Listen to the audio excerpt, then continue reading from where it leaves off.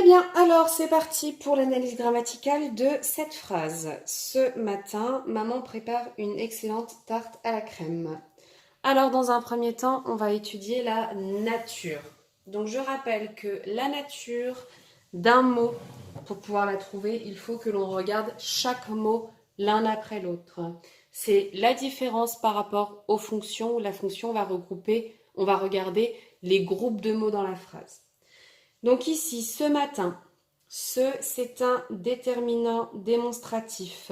Ça veut dire qu'il montre quelque chose. C'est ce matin. Je parle de ce matin-là. Étant donné que c'est un déterminant, le mot qui suit, ici le mot matin, c'est un nom commun. Nom commun que je note NC. Maman prépare une excellente tarte à la crème. Donc maman, c'est aussi un nom commun. D'accord ? Prépare. Ici, ça va être le verbe.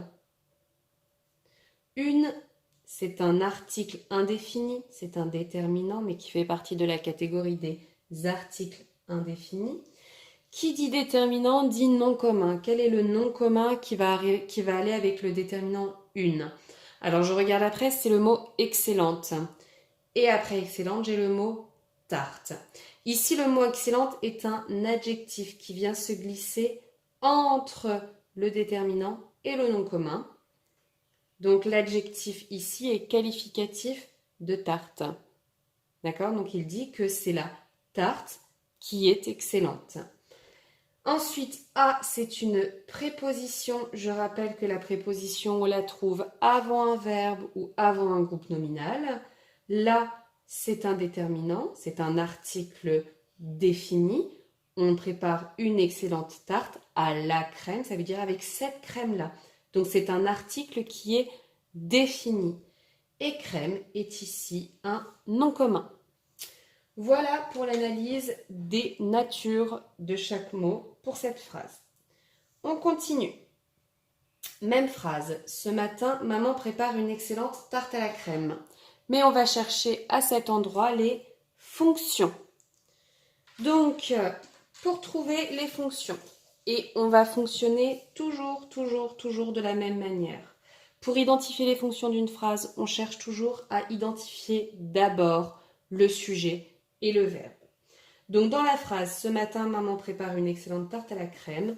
Mon verbe, c'est prépare. Ici, j'ai ma première fonction. C'est mon verbe.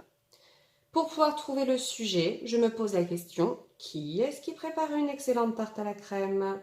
Et je viens trouver que c'est maman qui prépare cette excellente tarte à la crème. J'ai donc le sujet. J'ai trouvé les deux choses les plus importantes dans ma phrase pour pouvoir continuer l'analyse grammaticale. J'ai ici un groupe ce matin que je peux éventuellement déplacer. Par exemple, je pourrais dire « Maman prépare une excellente tarte à la crème ce matin ». Ma phrase ne perd pas de sens. Je pourrais aussi le supprimer. « Maman prépare une excellente tarte à la crème ». Ça veut toujours dire quelque chose, je perds juste en information. Ce groupe-là, étant donné que je peux le supprimer ou que je peux le déplacer, ce n'est donc pas un complément essentiel dans ma phrase. C'est ce que l'on appelle un complément circonstanciel. Et ce complément circonstanciel, il indique un moment, il indique le temps. Donc là, j'ai un complément circonstanciel de temps qui m'indique à quel moment est-ce que maman prépare une excellente tarte à la crème.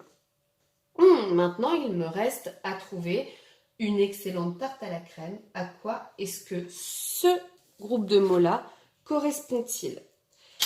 Déjà, est-ce que je peux le supprimer? Maman prépare. On perd quand même sacrément en information. Est-ce que je peux le déplacer? Une excellente tarte à la crème. Ce matin, maman prépare. Ça ne veut pas vraiment dire quelque chose non plus. Donc ici, c'est un complément qui est essentiel à la phrase et qui va avec prépare. Je peux par exemple me poser la question, qu'est-ce que maman prépare? Ou maman prépare quoi? Maman prépare une excellente tarte à la crème. Et quand je pose la question, maman prépare quoi?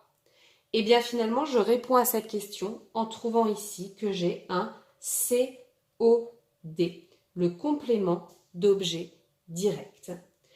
On différencie le complément d'objet direct avec le complément d'objet indirect ou le complément d'objet indirect. Quand je réponds à la question, j'ai une préposition qui vient se glisser avant la réponse.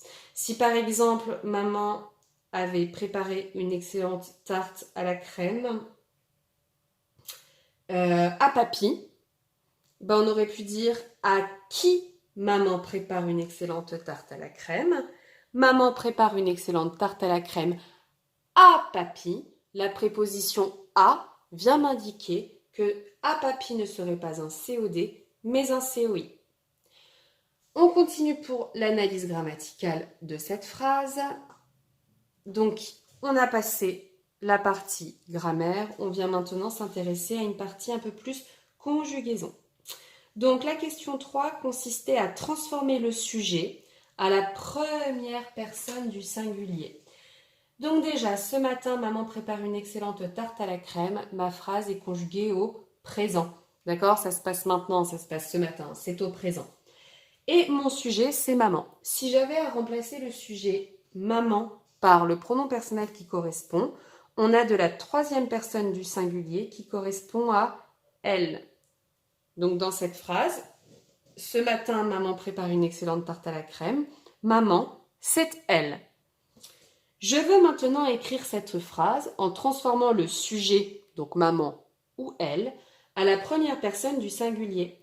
Le pronom personnel qui correspond à la première personne du singulier, c'est je. Donc ce matin, je prépare une excellente tarte à la crème. Donc prépare qui est le verbe préparer, un verbe du premier groupe, conjugué au présent de l'indicatif avec je. On garde donc le E pour la terminaison. Il fallait ensuite écrire cette phrase à toutes les personnes au passé simple. Et donc, je rappelle que le passé simple des verbes du premier groupe, la terminaison. Donc, pour pouvoir construire le passé simple, je prends le radical du verbe. Si j'écris mon verbe préparer, mon radical, j'enlève la terminaison ER et le radical de mon verbe préparer, c'est donc prépare.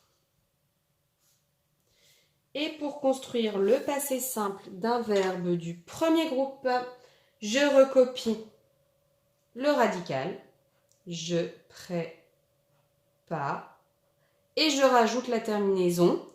Donc la terminaison qui va avec je, c'est AI. On est au passé simple. Tu prépares et la terminaison c'est AS. Donc je préparais une excellente tarte à la crème. Tu préparas une excellente tarte à la crème. Il ou elle, je recopie le radical prépare et la terminaison est A. Ce qui donne il ou elle prépara une excellente tarte à la crème. Nous prépare, alors avec nous le passé simple, la terminaison après avoir recopié le radical prépare, la terminaison c'est âme. Nous préparâmes une excellente tarte à la crème. Puis vous préparâtes une excellente tarte à la crème.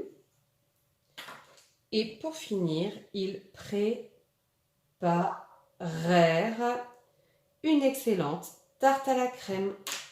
Pardon, je vais recopier ma terminaison de la bonne couleur. Ils préparèrent